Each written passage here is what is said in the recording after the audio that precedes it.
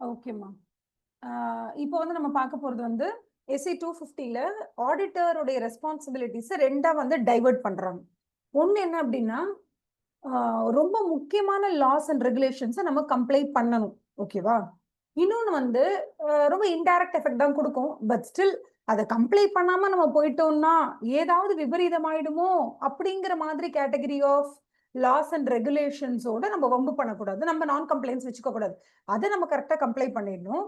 இன்னொன்னு வந்து which has a direct material effect or material amount and டிஸ்க்ளோஷர்ஸோட ரொம்ப நெருங்கிய தொடர்புடைய சில லாஸ் அண்ட் ரெகுலேஷன்ஸோட நம்ம பகைமையே வச்சுக்க கூடாது. We have to have like so it's kind of friendly relationship. நம்ம பெர்ஃபெக்ட்டா எல்லாத்தையும் கம்ப்ளை பண்ணணும். இங்க வந்து நான் கம்ப்ளைண்ட்ஸ்ல விட்டுறாதீங்க, நான் கம்ப்ளை பண்ணிடாதீங்க.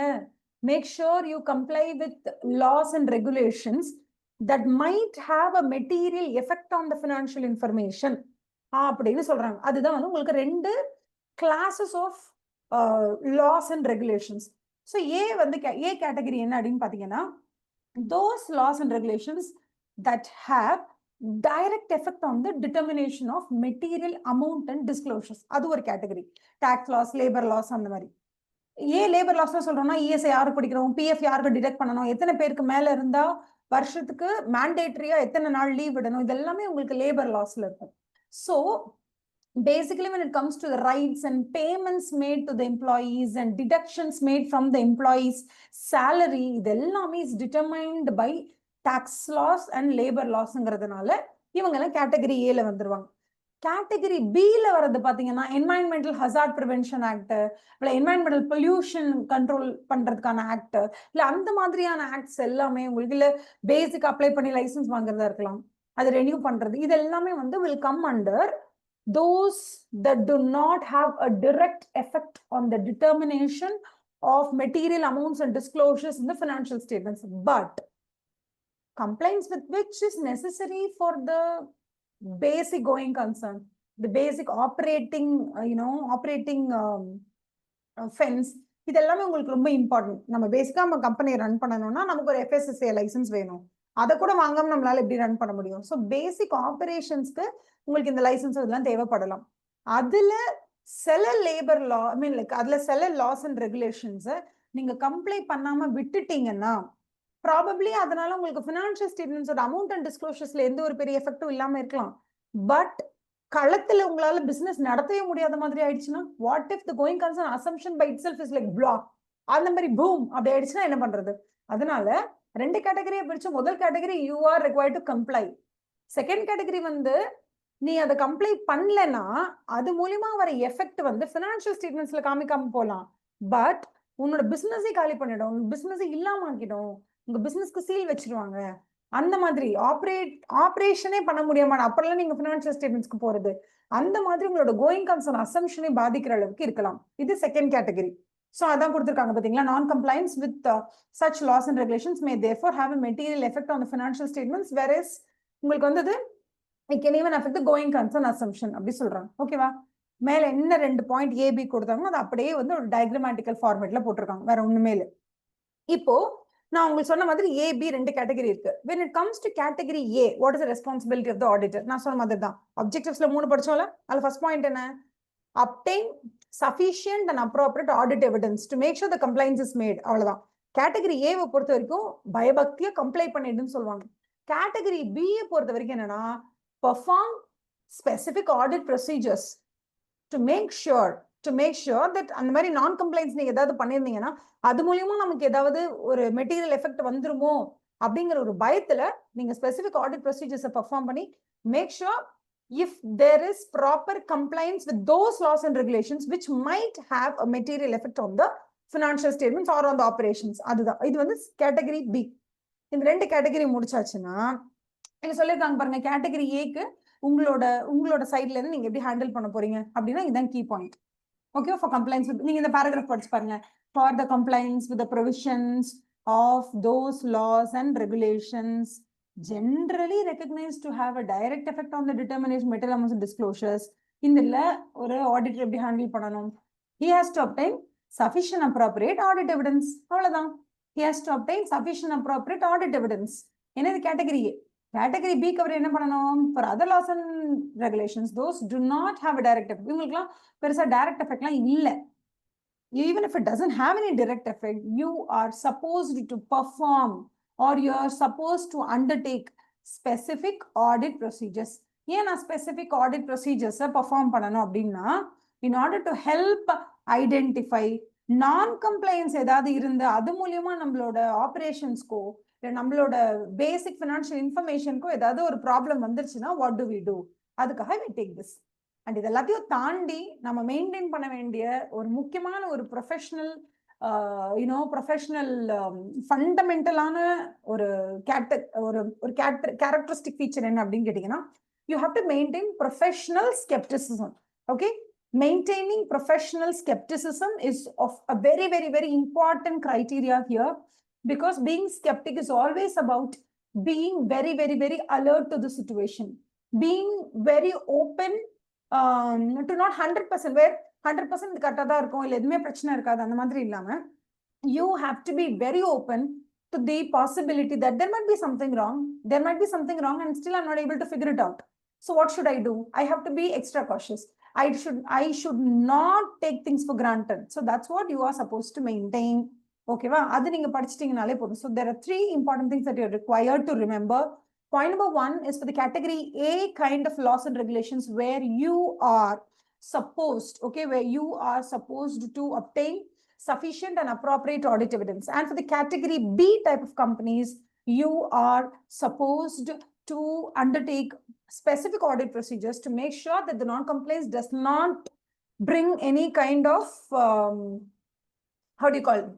it should not bring any kind of probably material effect in the financial statements or the basic operations. It might go wrong. So on the madri, if something comes, then that is a problem. Okay, one second.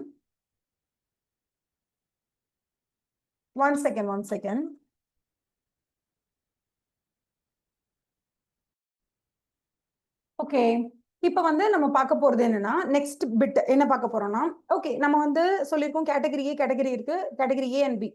ஏக்கு நம்ம சொல்லியிருக்கோம் we have to obtain sufficient appropriate audit evidence, and பிக்கு நம்ம சொல்லியிருக்கோம் perform specific audit procedures. இதெல்லாம் நம்ம சொல்லிட்டோம். But still ஒரு ஆடிட்டரா இருந்து what are the specific what are the considerations, நம்ம இதெல்லாம் கன்சிடர் பண்ணணும் அப்படின்னு கேட்குறாங்க. So auditors consideration when it comes to compliance of laws and regulations, all regulations, all laws கூட கம்ப்ளை பண்ணிருக்காங்களா இல்லையான்னு பாக்குறதுல செக் பண்றதுல நம்மளோட கன்சிடரேஷன்ஸ் என்னன்னு கேக்குறாங்க. 2 விஷயம் நம்ம வந்து மைண்டுக்குள்ள என்ஹான்ஸ் பண்ணணும். நம்பர் 1 என்னன்னா, நீங்க ஒரு ஹாஸ்பிட்டலுக்கு போறீங்க ஆடிட்க்கு, நீங்க ஒரு இன்சூரன்ஸ் செக்டர் போறீங்க, இல்ல ஒரு பேங்க்குக்கு போறீங்கன்னா, உங்களோட என்டிட்டி உங்களோட ஆடிட்டி யாரு, உங்களோட கிளைண்ட் யாரு, அந்த கிளைண்ட்டை ஃபர்ஸ்ட் ஃபோக்கஸ் பண்ணுங்க. அவங்களுக்கு எந்தெந்த லாஸ் அண்ட் ரெகுலேஷன்ஸ் எல்லாம் அட்ராக்ட் ஆகும் அதை ஃபர்ஸ்ட் ஒரு லிஸ்ட் போட்டுருங்க. இது ஸ்டெப் நம்பர் 1.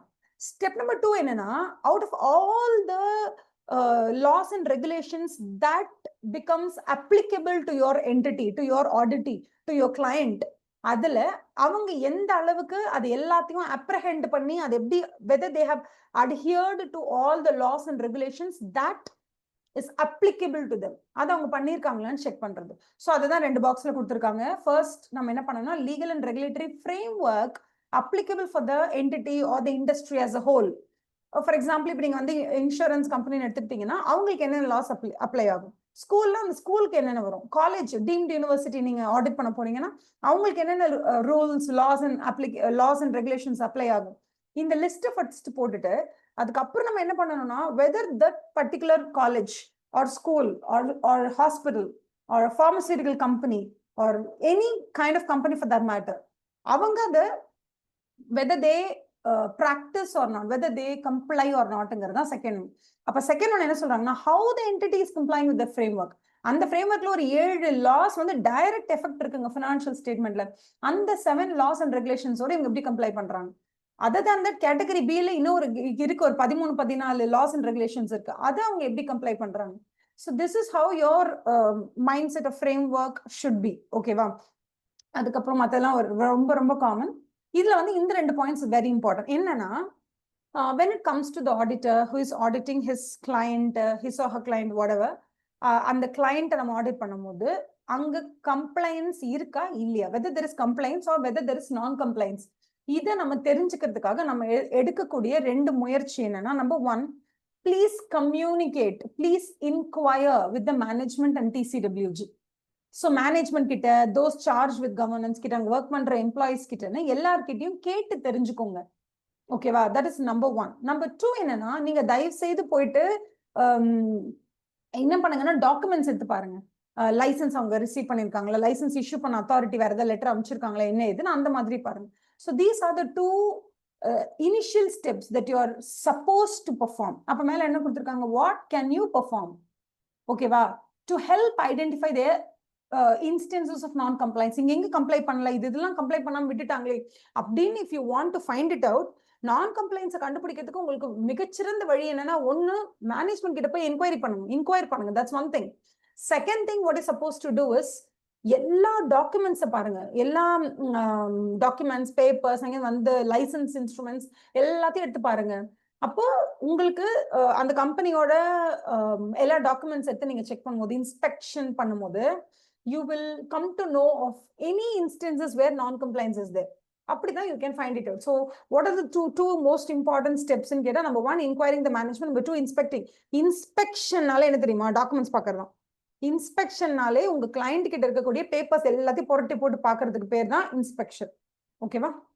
நெக்ஸ்ட் வந்து ஏன் அதை சொல்றாங்க ரொம்ப பர்டிகுலரா அப்படின்னா, because there are certain instances where non-compliance may even bring the question kind of, இந்த கம்பெனி அடுத்த வருஷம் இருக்குமா இல்லையான்னு தெரியலையே, அச்சோ இவங்க என்ன லைசன்ஸ் வாங்கலையே, ஓகேவா, இவங்க என்ன வந்து பொல்யூஷன் கண்ட்ரோல் போர்ட் கிட்ட இருந்து சாங்ஷன் வாங்கலையே, இவங்க என்ன பண்ணுவாங்க, இவங்க எமிஷன்ஸ் வந்து இவ்வளவு அதிகமா இருக்கு, எமிஷன்ஸ் எல்லாம் கண்ட்ரோல்குள்ள தானே இருக்கணும், இவங்க சேஃப்டி ப்ரோட்டோகால் வந்து மெயின்டைன் பண்ணல, இவங்க சேஃப்டி ஸ்டாண்டர்ட் டெஸ்ட் எடுக்க போகும்போது they have failed.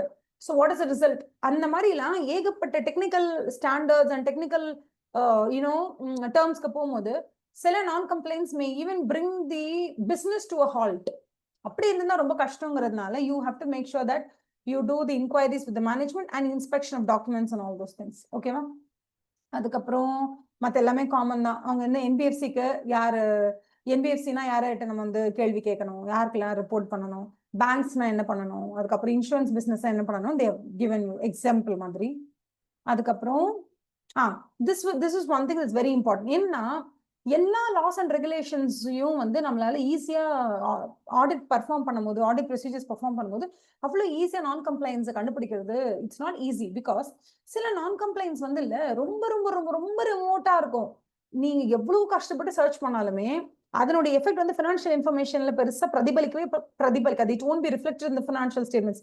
அப்படி இருக்கும்போது அந்த மாதிரி ரொம்ப ரிமோட்டஸ்டா ரொம்ப ரொம்ப ரொம்ப தொலைவில் இருக்கக்கூடிய ஏதோ ஒரு டெக்னிக்கல் ஸ்டாண்டர்ட் கம்ப்ளைன்ஸோட ரிசல்ட் அப்பா வந்தாலும் டவுனா வந்தாலும் கம்ப்ளை பண்ணலனாலும் நான் கம்ப்ளைன்ஸ் இருந்தாலும் it's not going to affect the going concern, it's not going to affect the material amounts and disclosures in the financial statement. அந்த மாதிரி வரும்போது இல்ல, அந்த மாதிரி ரொம்ப ரிமோட்டான லா, ரிமோட்டான ரெகுலேஷன்ஸ் நம்ம கம்ப்ளை பண்ணாலும் கம்ப்ளை பண்ணலனாலும் it's not going to do a big deal. அப்படின்னா those instances of non compliance ஒரு ஆடிட்டர் கண்டுபிடிக்கிறது ரொம்ப கஷ்டம். Because number 1, even it comes under the situation of non compliance, அதை நான் கண்டுபிடிக்கிறது ரொம்ப கஷ்டம். பிகாஸ் அதனோட அப்படி ஒரு லா இருக்கு அப்படின்னோ, இல்லை அப்படி ஒரு ரெகுலேஷன் இருக்கு அப்படின்னோ, இல்லை அப்படி ஒரு லால அப்படி ஒரு கிளாஸ்ல அப்படி ஒரு ப்ரொவிஷன்ல இப்படி கொடுத்துருக்காங்க, இதை நான் கம்ப்ளை பண்ணக்கூடாதுன்னு அவங்க சொல்லியிருக்காங்க. பட் அதை நான் compliance, see the question is very simple. ஒரு இடத்துல ஒரு தவறு நடக்குது, அந்த தவறுனால இந்த கம்பெனியோட கோயிங் கன்சர்ன் பாதிக்கப்பட போறது இல்லை, இந்த கம்பெனி வந்து எந்த வகையிலுமே எதுலையுமே பாதிக்கப்பட போறது இல்லை. But is it a dent in the car? Yes, it is a dent in the car, but it's not going to affect the speed of the car, the functionality of the car. எதையுமே affect பண்ண போல. Car பாட்டு start ஆக போகுது, car பாட்டு ஓட போகுது, car பாட்டு ஹை ஸ்பீட் போக போகுது. It's a very small dent. Dent தான். டென்ட்டா ஏன் கேட்டா, ஆமா அது ஒரு டென்ட் தான், இட்ஸ் நான் கம்ப்ளைன்ஸ். அந்த மாதிரி ஒரு சின்ன டென்ட் தான் நான் கம்ப்ளைன்ஸா அதை என்னால கண்டுபிடிக்க முடியுமானா கண்டுபிடிக்கிறதுக்கான பாசிபிலிட்டிஸ் வந்து கொஞ்சம் கம்மி. அதனால மேக் ஷூர் தட் அந்த distance between the non compliance, அந்த effect of that non compliance இந்த ஃபினான்ஷியல் ஸ்டேட்மெண்ட்ஸ் எந்த அளவுக்கு தொலைவா போயிட்டே இருக்கோ, it's very difficult for us to find that kind of non compliance by applying normal audit procedures apply பண்ணி கண்டுபிடிக்கிறது கொஞ்சம் கஷ்டம் தான் அப்படி சொல்றாங்க. மற்றபடி என்ன சொல்றாங்கன்னா, இந்த இடத்துல இது மட்டும் நோட் பண்ணிக்கோங்க, இட்ஸ் வெரி இம்பார்ட்டன்ட். ஏன்னா audit procedures apply to form an opinion. Sometimes என்ன ஆகும்னா, இது கம்ப்ளை பண்ணியிருக்கா, நான் கம்ப்ளை பண்ணியிருக்கா, அந்த மாதிரி நீங்க நினைச்சு அப்ளை பண்ற ஆடிட் ப்ரொசீஜர்ஸும் உண்டு. கொஞ்சம் கூட சம்மந்தமே இல்லாம whether there is proper complaints of லாவா ரெகுலேஷன்ஸ் அப்படிலாம் நீங்க யோசிக்கவே இல்லை. நீங்க பாட்டுக்குள்ள இன்டர்னல் கண்ட்ரோல் எப்படி ஸ்ட்ராங்கா இருக்கா இல்லையான்றதுக்காக யூஆர் அப்ளைங் சம் கண்ட்ரோல் ப்ரொசீஜர்ஸோட ஸ்ட்ரென்த்தை பத்தி தெரிஞ்சுக்கிறதுக்காக யூஆர் அப்ளைங் சம் ஆடிட் ப்ரொசீஜர்ஸ். அதை அப்ளை பண்ணும்போது தான் உங்களுக்கு தெரியுது, ஆஹா என்னடா அது, அந்த இன்டர்னல் கண்ட்ரோல் ப்ரொசீஜர்ஸ் அப்ளை பண்ணும்போது தான் உங்களுக்கு தெரியுது, okay the audit procedures applied to find whether the internal control is intact or not. அதை அப்ளை பண்ணும்போது பார்த்தா தான் உங்களுக்கு தெரியுது, ஆஹா இதெல்லாம் வந்து இவங்க கம்ப்ளை பண்ணவே இல்லை. அந்த மாதிரி ரொம்ப ரொம்ப ரொம்ப இன்சிடென்டலா, ஓகேவா, அதுக்காக நீங்க போயிருக்க மாட்டீங்க, பட் நார்மலா நீங்க ஆடிட் ப்ரொசீஜர்ஸ் அப்ளை பண்ணும்போது கூட you might come up with situations where you get to know that ஆஹா இவங்க கம்ப்ளை பண்ணல பாரு அப்படின்னு, அப்படி கூட உங்களுக்கு தெரிய வரதுக்கு வாய்ப்பு இருக்கு அப்படி சொல்றாங்க.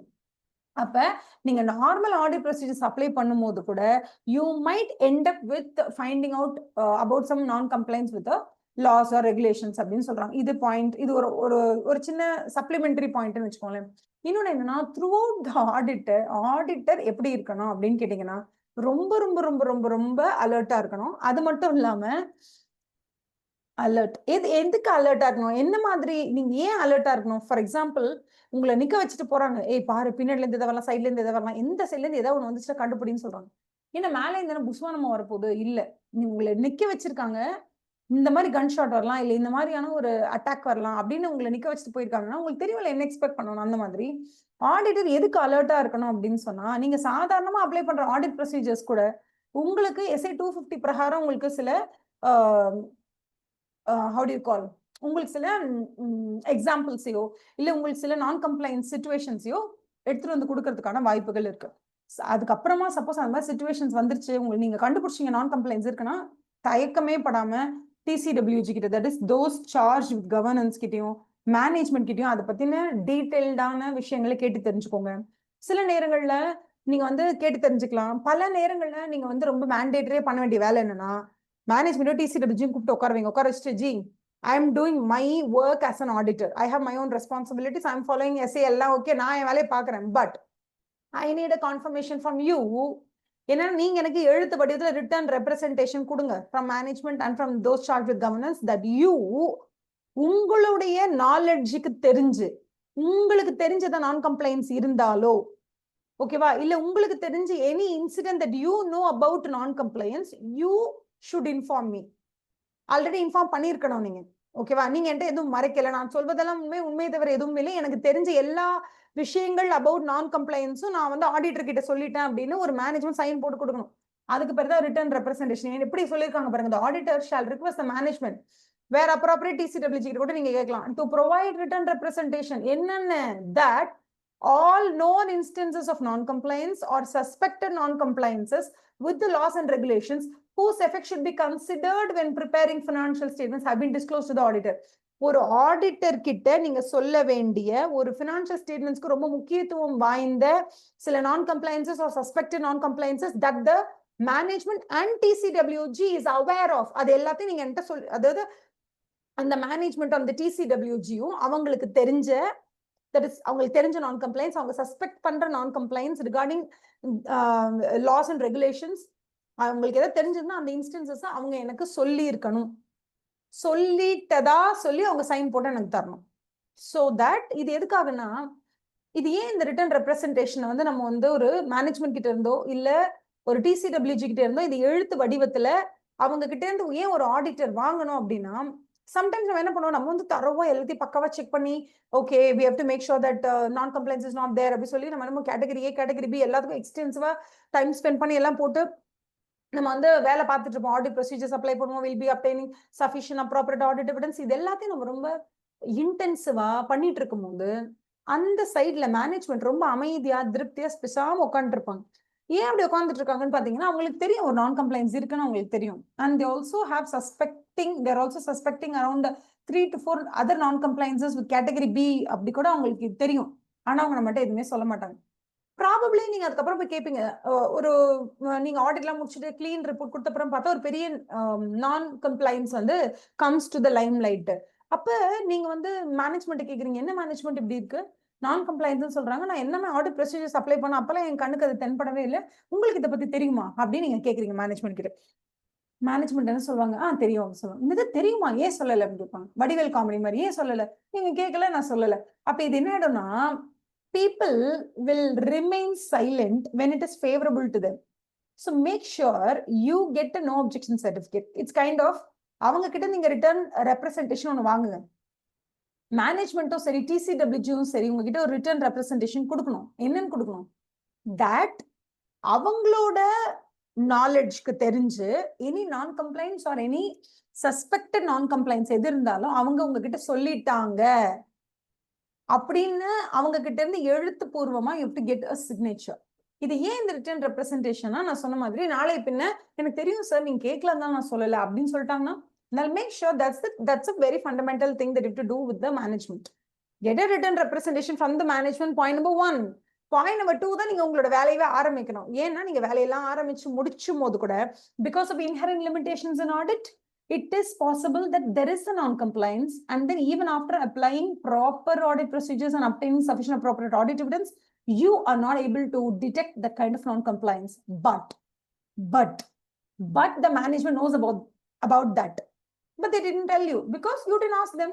So it's always better for the auditor to get the written representations when it comes to anything that they know about, any knowledge that they have about compliance or suspected non-compliance of laws and regulations that has a great impact or material impact in the preparation or presentation or in the financial statements. Okay, ma'am, when preparing financial statements. Okay, so this is very important. And finally, the last bit is it's not very difficult for us to understand, but it's very, very, very normal thing. Once you find out that there is a non-compliance or suspected non-compliance, you know 100% that there's no compliance. Identified or suspected non-compliance would mean you suspect that they have not complied with the provisions. But the truth might be like they have complied, and the truth might also be they have not complied. You really do not know, but you suspect that there is a non-compliance. So what should auditor do? What are the audit procedures that the auditor should perform when it comes to the situations where there is a non-compliance or there is an identified or suspected non-compliance? Number 1, whenever there is a non-compliance, understand about what is the non-compliance.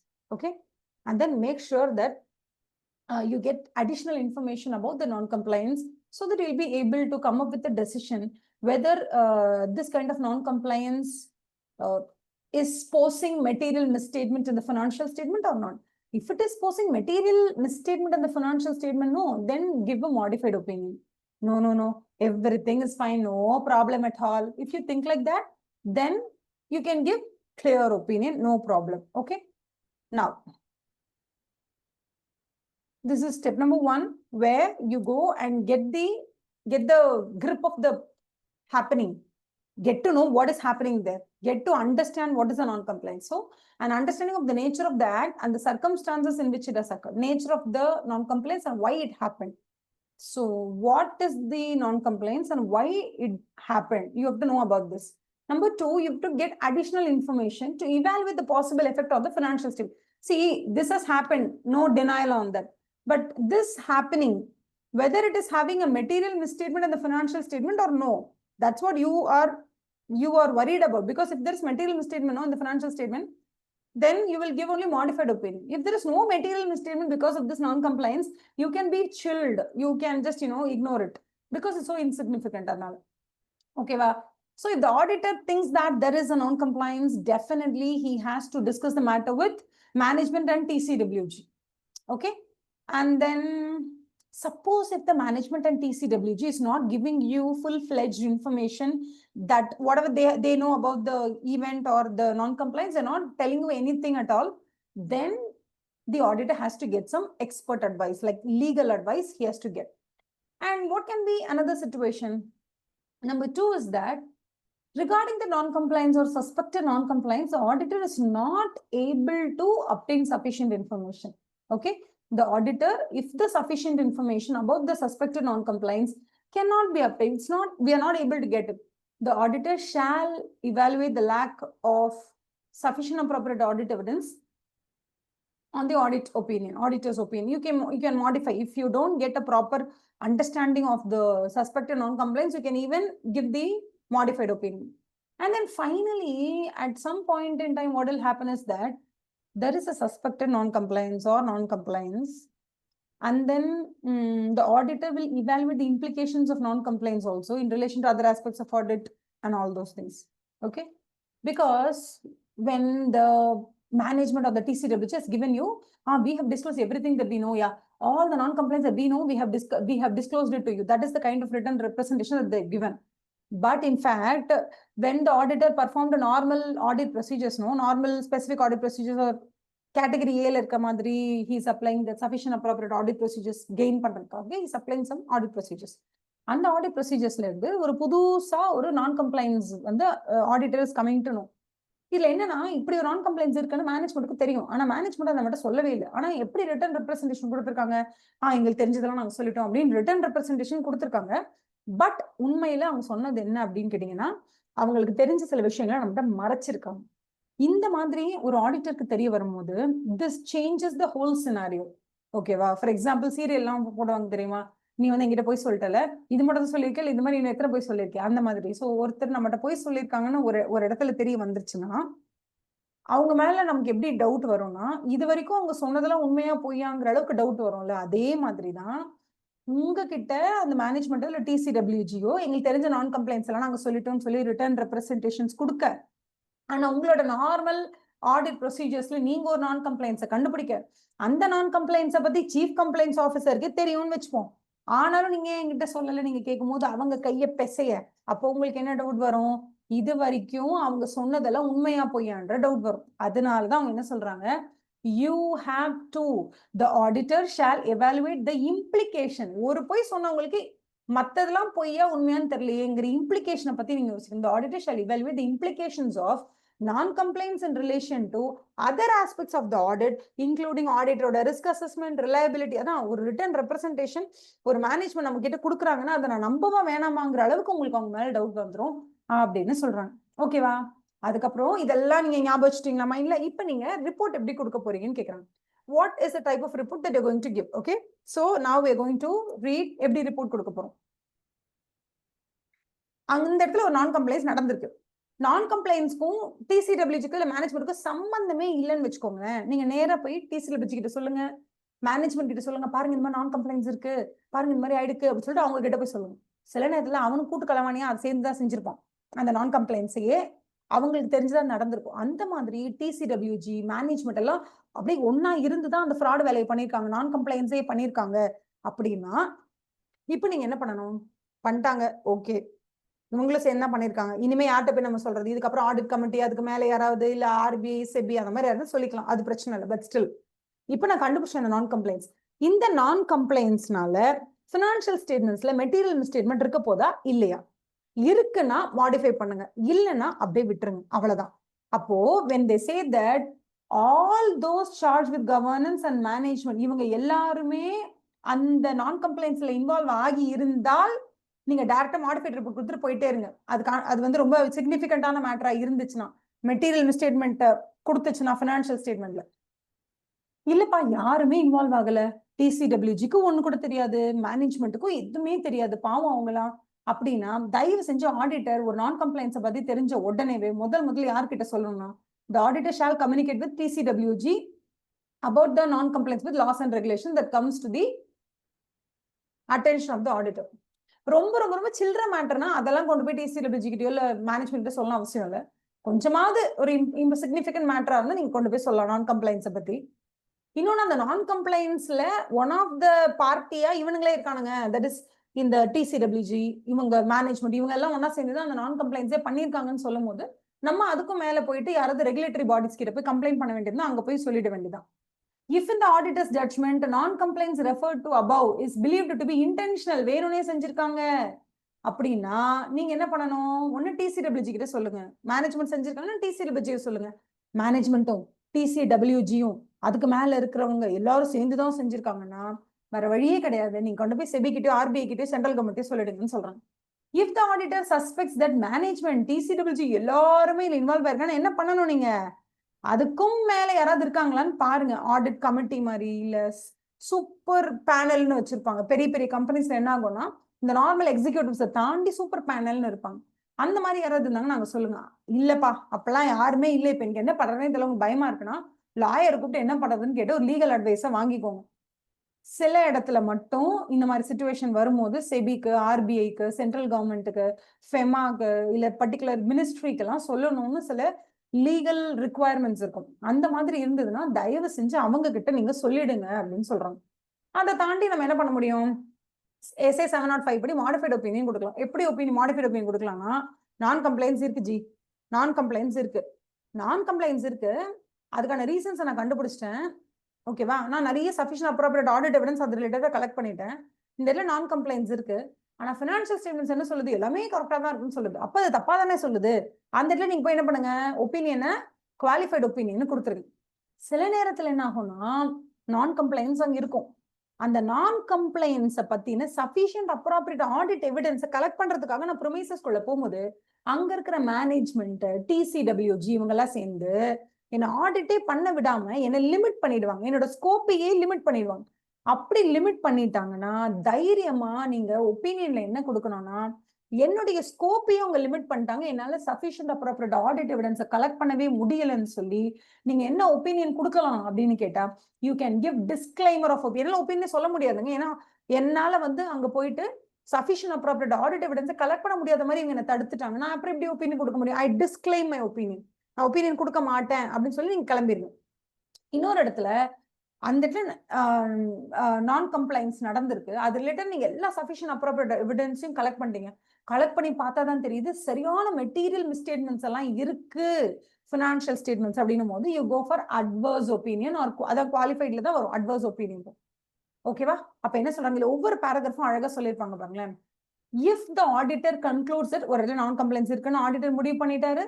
முடிவு பண்ணதுக்கு அப்புறமா 1 second auditor முடிவு பண்ணிட்டாங்க நான் complaints இருக்குன்னு. நான் கம்ப்ளைண்ட்ஸ்னால financial ஸ்டேட்மெண்ட்ஸ்ல மெட்டீரியலா effect இருக்குன்னு முடிவு பண்ணிட்டாரு. ஓகேவா? Has a material effect on financial statements. ஒழுங்கா ஃபினான்ஷியல் ஸ்டேட்மெண்ட்ஸ் என்ன சொல்லணும்? இந்த மாதிரி நாங்க இது கம்ப்ளைண்ட் பண்ணல, அதனால எங்களுக்கு இந்த மாதிரி சிச்சுவேஷன் இருக்கு, அவங்களே அவங்களோட தவறை ஒத்துக்கிட்டாங்கன்னா அந்த ஃபினான்ஷியல் ஸ்டேட்மெண்ட்ல பிரச்சனை இல்லை.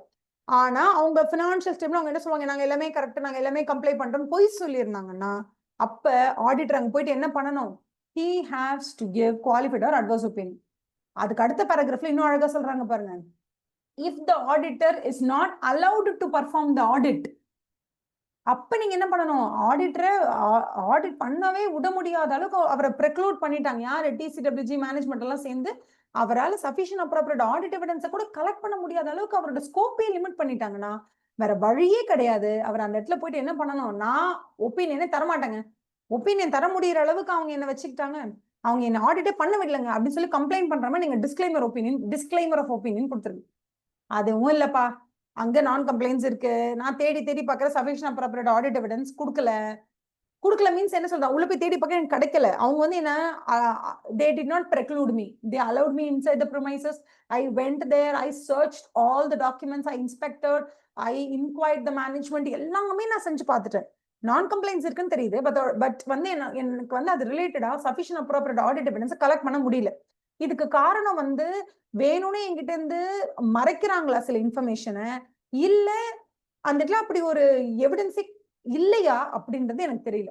அந்த மாதிரி சிச்சுவேஷன் வரும்போது நான் ஒரு லீகல் அட்வைஸ் கிட்ட கேட்டுட்டு அதுக்கப்புறம் நான் என்ன செய்யணும்ன்றதை நான் தான் யோசிக்கிறேன். ஒப்பீனியன் எப்படி கொடுக்க போறேன்? பிகாஸ் நான் கம்ப்ளைன்ஸ் இஸ் தேர். அதனோட எஃபெக்ட் பத்தி நான் போய் நிறைய sufficient appropriate audit evidence collect பண்ணலாம் நான் போறேன். TCWG management is helping me out. நான் என்ன கேட்டாலும் தராங்க, எல்லாமே பண்றாங்க. பட் என்னால சஃபிஷியன்ட் அப்ரோப்ரியேட் ஆடிட் எவிடன்ஸை எடுக்க முடியல. ஏன் எடுக்க முடியல அப்படின்னா அது சூழ்நிலை காரணமா இருக்கலாம். பட் கண்டிப்பா மேனேஜ்மெண்ட் TCWG காரணம் இல்லை. ஒரு சில லிமிடேஷன்ஸ் அங்க இருக்கு, சர்க்கம்ஸ்டான்சஸ் லிமிடேஷனா இருக்கலாம், அந்த சூழ்நிலையினால கண்டுபிடிக்க முடியாம இருக்கலாம். இது மாதிரி இருக்கும்போது நான் என்ன பண்றது? அப்ப அதுக்கேற்ற மாதிரி நான் பொறுமையா உட்காந்து யோசிச்சு நான் குவாலிஃபைட் ஒப்பீனியன் கொடுக்கணுமா, அட்வர்ஸ் ஒப்பீனியன் கொடுக்கணுமா, இல்ல டிஸ்க்ளைமர் ஆஃப் ஒப்பீனியன் கொடுக்கணுமான்னு நான் தான் டிசைட் பண்ணணும். ஓகேவா? I just hope that you no the differences between qualified opinion, adverse opinion and difference like what disclaimer of opinion. Okay, மத்தபடி ஏதாவது நான் கம்ப்ளைண்ட்ஸ் இருந்துச்சு, இந்த மாதிரி நான் கம்ப்ளைண்ட்ஸா நீங்க சென்ட்ரல் கவர்மெண்ட் கிட்ட சொல்லணும், செபி கிட்ட சொல்லணும், ஆர்பிஐ கிட்ட சொல்லணும். ஏதாவது ரெகுலேட்டரி ரிக்வயர்மெண்ட்ஸ் இருந்துச்சுன்னா தயவு செஞ்சு ஆடிட்டர் என்ன பண்ணணும், அதை ரெகுலேட்டரி பார்ட்டிஸ் கிட்ட சொல்லிடணும் அப்படின்னு சொல்றாங்க. மற்றபடி டாக்குமெண்டேஷன் என்னென்ன நான் கம்ப்ளைண்ட்ஸ் இருக்கு, அது எதனால, சிச்சுவேஷன் என்ன, சர்க்கம்ஸ்டான்சஸ் என்ன, எல்லாத்தையும் அழகா நீங்க டாக்குமெண்ட் பண்ணி வைக்கிறது உங்களுக்கு ரொம்ப ரொம்ப நல்லது அப்படி சொல்றாங்க. ஓகேவா? டெஸ்ட் யுவர் அண்டர்ஸ்டாண்டிங் நம்பர் 3 மட்டும் நீங்க வந்து அழகா படிச்சுட்டு புக் பேக்ல ஆன்சர் இருக்கு படிங்க. உங்களுக்கு புரியலன்னா டெஃபினட்டா கேளுங்க. For the full-fledged classes, you can buy the full-fledged classes of CA final auditing at very, very, very affordable range. Chapter wise உங்களால வாங்கி படிக்க முடியும். Now online regular batches are going on. Live rangeல recordings are going on. உங்களுக்கு வந்து chapter wise ரொம்ப ரொம்ப ரொம்ப very short gapல every 3-4 days ஒரு சாப்டர் வந்து உங்களுக்கு fresh recording will be available இந்த வெப்சைட் ஹரி அகாடமியோட வெப்சைட்ல அவைலபிளா இருக்கும். டெஃபினட்டா நீங்க பர்ச்சேஸ் பண்ணிக்கோங்க. அண்ட் நாங்க இப்போ ஸ்டார்ட் பண்ணிக்க வந்து சாப்டர் நம்பர் 1, சாப்டர் 2, சாப்டர் 12, அதுக்கப்புறம் reporting will go by the order. அந்த ஆர்டர் என்னங்கிறது வந்து உங்களுக்கு வேணும்னா நீங்க வாட்ஸ்அப் பண்ணுங்க. I'll send you the message. அந்த மெசேஜ் உங்களுக்கு ரீச் ஆயிடுச்சு அப்படின்னா ஃபர்ஸ்ட் வந்து we are going ahead with chapter number 1, chapter 12 we'll finish, and then chapter number 2. இது மூணுத்தை நாங்க ஃபர்ஸ்ட் ஸ்ட்ரெச்சா முடிப்போம். அதுக்கு அடுத்தது we are planning to go ahead with digital we are going to go ahead with reporting. அந்த reporting வந்து exam point of view is very very important. 10 marks short-ஆ அந்த 10th that is அந்த reporting chapterல இருந்து வரும். So next we are going to take up the chapter called as reporting. So chapter wise it will be updated, uploaded. நீங்க அது ஈஸியா வாங்கிக்கலாம். Like ரொம்ப starting ரேஞ்ச்ல பாத்தீங்கன்னா 100 rupees, 200 rupees, 300 rupees, depending upon the number of hours உங்களுக்கு வந்து ஒவ்வொரு சாப்டருமே அவைலபிளா இருக்கும். Wishing you a happy learning and all the best for your preparations. Thank you so much. With this we are finishing. SA 250 is over. In the next episode I'm going to talk to you about SA 260, which is communication with those charged with governance, and we'll see why is that an auditor's communication with TCWG is so important that a separate standard on auditing is being implemented for that. ஏன் அவ்வளோ இம்பார்ட்டண்டா நம்ம ஒரு auditor போய் TCWG கிட்ட சில விஷயங்களை communicate பண்ண வேண்டியது எவ்வளோ இம்பார்ட்டண்டா இருந்தா தனியா வந்து ஒரு எஸ்ஏவே வந்திருக்கிறதுக்கு அப்படிங்கிற அந்த ஒரு ஆஸ்பெக்ட்ல we'll analyze SA 260. Thank you so much. Have a nice day. Bye.